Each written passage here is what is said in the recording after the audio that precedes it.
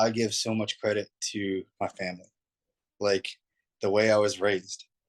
Like I go back to the blue collar mentality. It's like Yeah. I've watched my uncles, I've watched my dad, I've watched people come home, and you could tell they had a hard fucking day at work. But when they came home, and just seeing the love relationship between my mom and dad, and seeing the love relationship between just being growing up in a family like that, it's it's like, yeah, each day is gonna get hard. Each day is gonna suck ass. But you Mhm. know what? Tomorrow's a new day. That you can make the best of what have.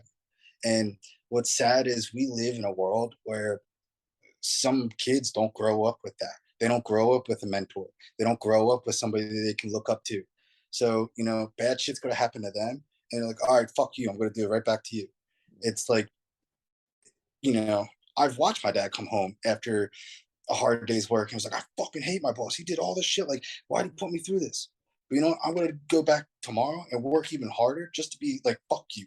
Yeah. Because if I work harder, I'm gonna eventually exceed what he's doing right now.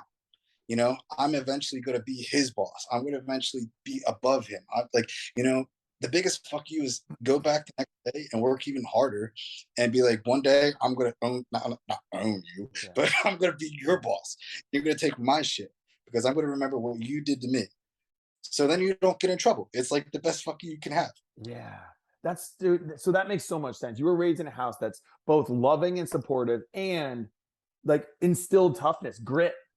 Like Yeah. like stuff's going to get hard. And I think a lot of parents now think it's loving to just bulldoze every obstacle in their child's way.